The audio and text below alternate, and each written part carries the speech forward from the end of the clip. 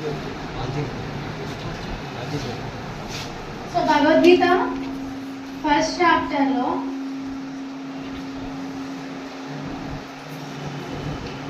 46 శ్లోకాస్ ఉన్నాయి. ఎన్ని శ్లోకాస్ ఉన్నాయి?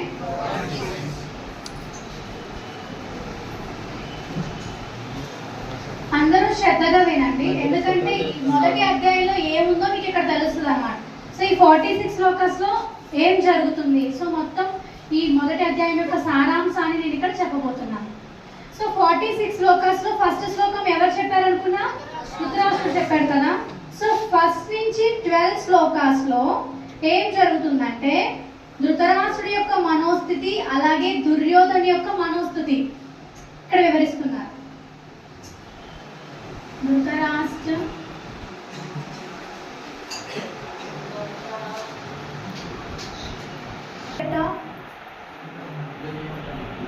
Mind set of Duryodhana and Dhritarashtra. తర్వాత 13 నుంచి 20 శ్లోకాస్ వరకు పాండవులకి విజయం లభిస్తుంది అనడానికి గల కొన్ని దివ్యమైన సంకేతాలు అన్నమాట. సో మనం చూడండి, ఏదైనా బయటికి వెళ్తున్నప్పుడు ఎదురు వస్తే మంచిది అంటారు. సో ఏం ఎదురు వస్తే మంచిది, ఎవరు ఎదురు వస్తే మంచిది అంటారు. సో అలాగా పాండవులే విజయాన్ని సాధిస్తారు అనడానికి గల కొన్ని దివ్యమైన సంకేతాలని 13th నుంచి 20th శ్లోకాస్ లో వివరించారు. 21 నుంచి 27 వరకు అర్జునుడు అక్కడ యుద్ధం చేయడానికి సిద్ధమైన ఇరు సైన్యాల్ని చూసి, అక్కడ ఎవరైతే అటెండ్ అయ్యారో వాళ్ళందరినీ చూస్తూ కృష్ణుని 2 సైన్యాల మధ్య రథం ఆపమని చెప్తారన్నమాట. సో తన యొక్క ఇంట్రెస్ట్ లేదు, తనకు అసలు యుద్ధం చేయడానికి హెజిటేట్ అవుతున్నాడు, టోటల్ గా కన్ఫ్యూజ్ అయ్యాడు అనమాట. సో అది ఈ శ్లోకాస్ లో డిస్కస్ చేస్తారు. 21 నుంచి 27 శ్లోకాస్ లో అర్జునస్ confusion and hesitated to fight. ఇక్కడ పాండవులకే విజయం లభిస్తున్నాను కదా దివ్య సంకేతాలు.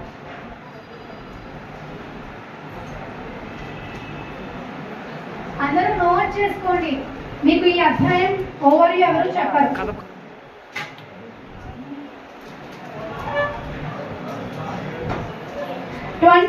నుండి 29 శ్లోకాస్ వరకు అర్జునుడు బాధపడుతున్నాడు, దిగ్భ్రాంతి చెందుతున్నాడు.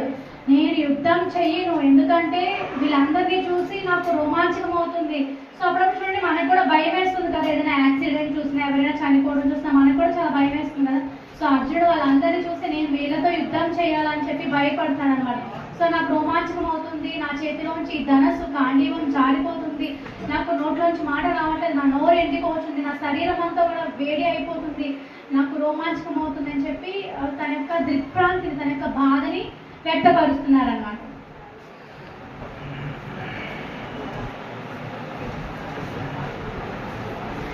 ఇంకా last 5 reasons for not to fight.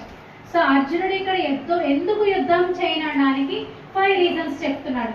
మనం ఫస్ట్ నుంచి అనుకుంటున్నాం కదా, భగవద్గీత ఎందుకు ఆవిర్భవించింది, ఎందుకు కృష్ణుడు అర్జునుడికే భగవద్గీతను బోధించాడంటే అర్జునుడు యుద్ధం చేయనంటున్నాడు. కానీ రీజన్ ఏంటి మనందరికీ తెలిసిందా?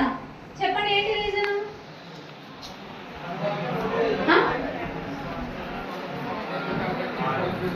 అర్జునుడు యుద్ధం చేయడానికి గల 5 reasons, turning point of the first chapter ఈ రోజు మనం డిస్కస్ చేస్తాం అన్నమాట.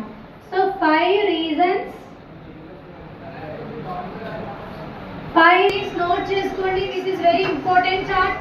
మీరు ఎవరికైనా మీరు డిస్కస్ చేయొచ్చు. భగవద్గీత ఫస్ట్ చాప్టర్ లో టోటల్ 46 శ్లోకాస్ ఉన్నాయి. ఫస్ట్ శ్లోకం నుంచి 12 శ్లోకాస్ వరకు mind set of Dhritarashtra and Duryodhana. So ధృతరాష్ట్రుడి యొక్క మనోస్థితి ఏంటి? సో తను పక్షపాత బుద్ధిని చూపిస్తున్నాడు, స్వార్థపూరితంగా ఉన్నాడు, భయపడుతున్నాడు, యుద్ధంలో నా పుత్రులు గెలుస్తారా లేదని భయపడుతున్నాడు, అలాగే తన పుత్రులే గెలవాలని చెప్పి. సో అది ధృతరాష్ట్రుడి యొక్క మనోస్థితి, మనం నిన్న కూడా డిస్కస్ చేసుకున్నాం. ఇప్పుడు దుర్యోధన యొక్క మనోస్థితి. సో దుర్యోధనుడు 2nd శ్లోకం నుండి 12th శ్లోకం వరకు సంజయుడు వివరిస్తున్నారు అన్నమాట. దుర్యోధన యొక్క మనోస్థితి ఎలా ఉందో సంజయుడు చెప్తున్నాడు. సో దుర్యోధనుడు ఇప్పుడు రాజు కాదు, సో ఇంకా యుద్ధంలో గెలవలేదు, కానీ సంజయుడు అక్కడ దుర్యోధన్ని రాజుగా సంబోధిస్తున్నాడు అన్నమాట. ఎందుకంటే దుర్యోధనుడి యొక్క మనసులో భయం ఉన్నా సరే, నేను యుద్ధం గెలుస్తానా లేదా, నేను మరణిస్తానేమో, నాకు రాజ్యం వస్తుందో లేదా అని మనసులో భయం ఉన్నా సరే తను రాజనీతిని ప్రదర్శిస్తున్నాడు. చాలా తెలివిగా నటిస్తూ అందరినీ మోసం చేస్తూ నేనే రాజుని అన్నట్టే చేస్తూ తను మిగతా వాళ్ళందరి దగ్గరికి వెళ్ళి వాళ్ళ సైన్యంలో ఉన్న మిగతా వాళ్ళందరి దగ్గరికి వెళ్ళి ధైర్యాన్ని చెప్తున్నాడు. ద్రోణాచార్యుడి దగ్గరికి వెళ్తున్నాడు, భీష్ముడి దగ్గరికి వెళ్తున్నాడు. సో మీరు ఎవరు భయపడకండి, మీరు మాకే సపోర్ట్ చేయాలి, మీరు యుద్ధం బాగా చేస్తారు, మీరు చాలా గ్రేట్ వారియర్స్ అని చెప్పి అందరికీ చెప్తున్నారు అనమాట. సో అలాగే తన గురువు వద్ద దగ్గరికి కూడా వెళ్ళి తను అలాగే చెప్తున్నారు, పాండవుల కన్నా మనకే ఎక్కువ సైన్యం ఉంది, మన దాంట్లోనే ఎక్కువ వీరులు ఉన్నారు, యోధులు ఉన్నారు, సో మనమే గెలుస్తామని చెప్పి అది దుర్యోధన యొక్క మనోస్థితి అన్నమాట. తర్వాత 13 నుంచి 20 శ్లోకాలు దివ్య సంకేతాలు, అంటే పాండవులే యుద్ధం గెలుస్తారనడానికి గల కొన్ని శుభ సూచకాలు ఇక్కడ ఇచ్చారనమాట. సో అందులో మొట్టమొదటిది ఏంటంటే కృష్ణుడు.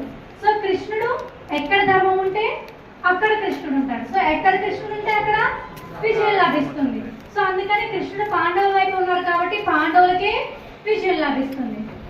అలాగే రెండవది అర్జునుడు ఏదైతే రథం మీద ఉన్నారో ఆ రథము అర్జునుడికి అగ్నిదేవుడు ప్రసాదించాడు అన్నమాట. సో అది చాలా గొప్ప రథం. సో అందుకు కూడా ఈ రథం కూడా గొప్పది కాబట్టి అది కూడా ఒక శుభ సూచకం అన్నమాట. అలాగే అర్జునుడి యొక్క రథం పైన ఆంజనేయ స్వామి యొక్క జెండా ఉంది, కపిధ్వజం ఉంది. సో ఆంజనేయ స్వామి చాలా పవర్ఫుల్ కదా, గొప్ప రామభక్తుడు కదా. సో హనుమంతుడు ఎక్కడుంటే అక్కడే విజయం వస్తుంది.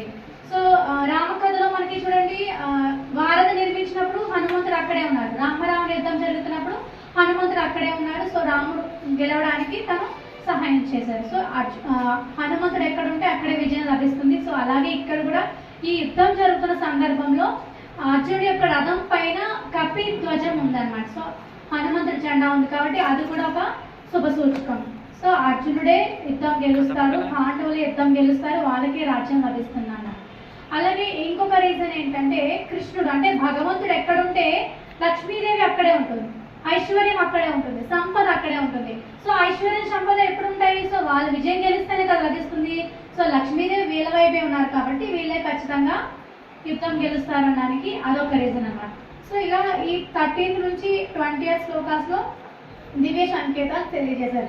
అలాగే ఇక్కడ ఈ యుద్ధం ప్రారంభించడానికి ముందు శంఖనాదం చేస్తారు కదా, శంఖాలు ఊదుతారు కదా. సో అందులో ఇక్కడ కృష్ణుడు అర్జునుడు కూడా వారి యొక్క దివ్య శంఖాన్ని పూరిస్తున్నారు అనమాట. సో ఆ శంఖాల యొక్క శబ్దానికి కౌరవుల యొక్క హృదయాలు బద్దలైపోయాయంట. సో వాళ్ళు బతికే ఉన్నట్టే ఉన్నారు కానీ వాళ్ళ హృదయాలు ఎప్పుడో బద్దలైపోయింది, వాళ్ళు ఎప్పుడో చనిపోయినట్టే అనమాట. ఆ శంఖనాదానికి వాళ్ళు ఎప్పుడో మరణించినట్టే. సో అది కూడా ఒక శుభ సంకేతం, పాండవులే విజయాన్ని సాధిస్తారని. సో ఏంటి శుభ సూచకాలు 5 చెప్పాను కదా. ఏంటి ఫస్ట్ది కృష్ణుడు. సో కృష్ణుడు ఎక్కడుంటే అక్కడ విజయం ఉంటుంది. సో సెకండ్ రీజన్ అర్జునుడి యొక్క రథం అగ్నిదేవుడు ప్రసాదించింది కాబట్టి సో అది కూడా ఒక శుభ సూచకం. తర్వాత హనుమంతుడి యొక్క జెండా కపిధ్వజం అర్జునుడి రథం పైన ఉంది కాబట్టి పాండవులే గెలుస్తారు. Fourth one Lakshmidevi. So Lakshmidevi కృష్ణుడు ఎక్కడ ఉంటే భగవంతుడు శ్రీ మహావిష్ణువు ఎక్కడ ఉంటే అక్కడే లక్ష్మీదేవి ఉంటుంది. సో లక్ష్మీదేవి ఎక్కడైతే ఉంటుందో అక్కడ ఐశ్వర్యం, సంపద, విజయం అని లభిస్తాయి. సో లక్ష్మీదేవి పాండవుల వైపే ఉన్నారు కాబట్టి వాళ్ళకి ఖచ్చితంగా ఈ విజయం, సంపద, ఐశ్వర్యం, రాజ్యం అని లభిస్తాయి. Fifth one శంఖనాదం. సో కృష్ణుడు అర్జునుడు పూరించిన ఈ దివ్య శంఖనాదానికి కౌరవుల యొక్క హృదయాలు బద్దలైపోయాయి కానీ పాండవులు ఎవరు కూడా భయపడలేదు. ఎందుకు భయపడలేదు? ఎందుకంటే పాండవుల వైపు కృష్ణుడు ఉన్నాడు కదా, అందుకు పాండవులు భయపడలేదు. సో అలాగే మనం కూడా ప్రతినిత్యం మన జీవితంలో జరిగే చిన్న చిన్న సంఘటన కానివ్వండి, ఏదైనా భయంకరమైన సంఘటన కానివ్వండి, ఏదైనా విపత్తు కానివ్వండి, ఆపద కానివ్వండి, ఏది వచ్చినా సరే మనం భగవంతుని యొక్క నామస్మరణ హరే కృష్ణ కృష్ణ కృష్ణ హరే హరే హరే రామ రామ రామ హరే హరే. సో మనం కూడా మనకి ఎప్పుడైనా భయం వస్తే మనం హరే కృష్ణ మహామంత్రాన్ని ఎప్పుడైతే జపం చేస్తామో, భగవంతుని యొక్క నామాన్ని ఎప్పుడైతే జపం చేస్తామో మనకి కూడా ఎటువంటి భయము ఉండదు అనమాట. సో మనం భగవంతుని విశ్వసించాలి, నమ్మాలి, నమ్మకం ఉంచాలి. ఎందుకంటే మనం పుట్టినప్పటి నుండి చివరి వరకు కూడా ఫ్రెండ్స్ని నమ్ముతాము, పేరెంట్స్ని నమ్ముతాము, రిలేటివ్స్ని నమ్ముతాము, అందరి మీద విశ్వాసం ఉంచుతాం కదా. సో అందరూ మనకి మంచిగా చెప్తున్నారని నమ్ముతాం కదా. సో అలాగే మన లైఫ్లో భగవంతుడితో కూడా మనం ఫ్రెండ్షిప్ చేయాలి. సో భగవంతుడు కూడా విశ్వసించాలి, నిజంగా భగవంతుడు ఉన్నారు, నాకు సహాయం చేస్తారని మనం విశ్వాసం చూపించాలన్నమాట. సో అప్పుడు మనకి ఎటువంటి భయం ఉండదు అనమాట. సో ఎగ్జామ్సే కాదు, లైఫ్లో ఎటువంటి సమస్య వచ్చినా, మన కెరీర్లో మన గోల్స్ అచీవ్ చేయడానికి కూడా మనకి ఎటువంటి భయం కూడా ఉండదు అనమాట. సో భగవద్గీత ఫస్ట్ చాప్టర్ లో 1 to 12 shlokas mind set of Dhritarashtra and Duryodhana, 13th to 20th shlokas దివ్య సంకేతాలు. సో పాండవుల విజయాన్ని సాధిస్తారనడానికి దివ్య సంకేతాలు. తర్వాత 21 నుంచి 27 Arjuna's confusion and hesitant to fight. So అర్జునుడు చాలా కన్ఫ్యూజన్ లో ఉన్నాడు. సో యుద్ధం చేయాలంటున్నాడు అనమాట. సో ఎందుకు యుద్ధం చేయాలంటే ఆ యుద్ధంలో ఎవరైతే ఉన్నారో వాళ్ళందరినీ చూస్తున్నాడు అనమాట. ఇరు సైన్యాలని అబ్జర్వ్ చేస్తారు. సో వీళ్ళందరూ నా పుత్రులు, నా సోదరులు, నా బంధువులు, నా గురువులు. సో అని చెప్పి తను యుద్ధం చేయడానికి కన్ఫ్యూజన్ అవుతాడు. నేను ఎందుకు యుద్ధం చేయాలి అని చెప్పి కన్ఫ్యూజన్ అవుతాడు. తర్వాత 28 నుంచి 29 శ్లోకాస్ అర్జునుడు దిగ్భ్రాంతి చెందుతున్నాడు అనమాట. సో భయపడుతున్నాడు, బాధపడుతున్నాడు. సో నేను ఎందుకు యుద్ధం చేయాలి సో అని చెప్పి చాలా బాధను వ్యక్తపరుస్తున్నాడు అనమాట. మనకు కూడా చూడండి చాలా చాలా బాధ వచ్చేస్తూ ఉంటుంది ఒక్కొక్కసారి. సో ఏదైనా ఎగ్జామ్స్లో మనం అనుకున్న స్కోర్ మనం అచీవ్ చేయలేకపోయినా సరే, ఏదైనా సరే చాలా చాలా బాధ వస్తుంది కదా.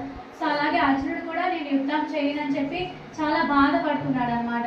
సో తన యొక్క భౌతిక దేహం శరీర భాగాల నుండి కూడా కొన్ని సంకేతాలతో తెలియజేస్తున్నాడు. నా నోరు ఎండిపోతుంది, నేను మాట్లాడలేకపోతున్నాను, నేను నిలబడలేకపోతున్నాను, నాకు రోమాంచనం అవుతుంది, నా గాంధీవం నా చేతి నుండి జారిపోతుంది, నా మనసు చాలా చంచలంగా ఉంది, నాకేం అర్థం కావట్లేదు, నాకేం గుర్తుండట్లేదు కృష్ణ అని చెప్పి కృష్ణుడికి తన యొక్క బాధని వ్యక్తపరుస్తున్నారు అన్నమాట. ఇంకా చివరిగా ఫైనల్ కన్క్లూజన్. సో ఫైనల్ గా చివరి టర్నింగ్ పాయింట్ ఏంటంటే అర్జునుడు తన యొక్క రీజన్స్ ని ఇప్పుడు వ్యక్తపరుస్తున్నాడు. So there are 5 reasons for Arjuna not to fight. So తను నాట్ ఇంట్రెస్టెడ్ టు ఫైట్ అనమాట. సో తను 5 reasons ని వ్యక్తపరుస్తున్నాడు. సో 5 reasons మీరు రాసుకోండి. సో 5 reasons లో ఫస్ట్ వన్ ఏంటంటే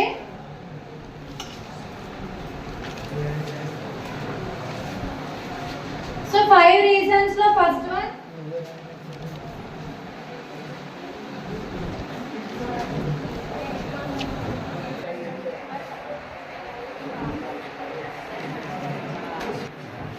సో ఇక్కడ అర్జునుడు 5 reasons చెప్తున్నాడు. అందులో ఫస్ట్ వన్ ఏంటంటే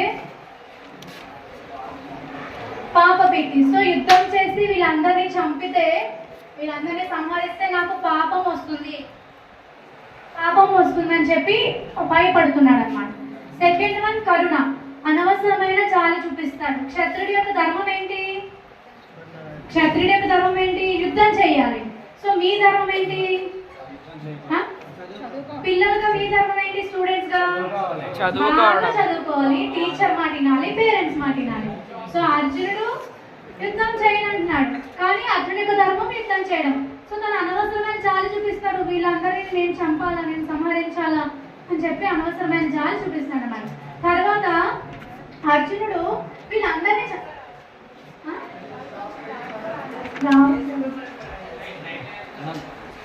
సో వీళ్ళందరినీ సంహరించిన తర్వాత నేను అనుభవించే రాజ్యం, భోగం, సుఖం నాకు ఇవేమీ అవసరం లేదు అంటున్నాడు. వీళ్ళందరినీ సంహరించిన తర్వాత రాజ్యం నేనేం చేసుకోను, ఆ సంపద నేనేం చేసుకోను, ఐశ్వర్యం నేనేం చేసుకోను, నాకు ఎటువంటి సుఖం అవసరం లేదని చెప్పి అదొక రీజన్ వ్యక్తపరుస్తాడు. సో ఫస్ట్ వన్ ఏంటి? పాపభీతి. సో పాపం వస్తుందని చెప్పి భయపడుతున్నాడు. సెకండ్ వన్ కరుణ, అనవసరమైన జాలి చూపిస్తున్నాడు అనమాట. సో తన క్షత్రియ ధర్మాన్ని విడిచిపెట్టి అనవసరమైన జాలిని చూపిస్తున్నాడు. తర్వాత థర్డ్ వన్, వీళ్ళందరినీ సంహరించిన తర్వాత నాకు లభించిన రాజ్యం నేను సుఖంగా అనుభవించలేను అని చెప్తున్నాడు. ఫోర్త్ వన్ ఏంటంటే వర్ణ సంక్రమం. సో యుద్ధం చేస్తే చాలా మంది చనిపోతారు కదా, సైనికులు చనిపోతారు, సైన్యం చనిపోతారు. సో వాళ్ళ కుటుంబం అంతా కూడా ఒంటరి అయిపోతారు. సో ఆ యొక్క ఎవరైతే యుద్ధంలో చనిపోయారో వాళ్ళ భార్యలు, వాళ్ళ పిల్లలు అందరూ కూడా అనాథలు అయిపోతారు. సో అలా వాళ్ళు పతితులు అయిపోతారు. సో అక్కడ నుంచి ఈ యొక్క సమాజంలో అధర్మవంతులైన సంతానం వస్తుంది అని చెప్పి అర్జునుడు ఒక రీజన్ తెలియజేస్తున్నారు. తర్వాత లాస్ట్ వన్ అనిశ్చయత. అనిశ్చయత అంటే అన్సర్టనిటీ. సో తను ఎందుకు యుద్ధం చేయాలి, యుద్ధం చేయాలా, యుద్ధం చేయకూడదు అని చెప్పి అనిశ్చయత వ్యక్తపరుస్తారు. సో ఎవరొక లేచి 5 points చదవండి. కనిపించలేదు. 1 to 12 ఏం చెప్తున్నారు? సో దుర్యోధన యొక్క మనస్థితి ఏంటి? దుర్యోధన యొక్క మనస్థితి ఎలా ఉంది ఇక్కడ? మనసులో భయం ఉన్నా బయటికి నటిస్తున్నాడు. ఏం చేస్తున్నాడు? బయటికి నటిస్తూ రాజనీతి ప్రదర్శిస్తూ ఒక రాజులాగా తను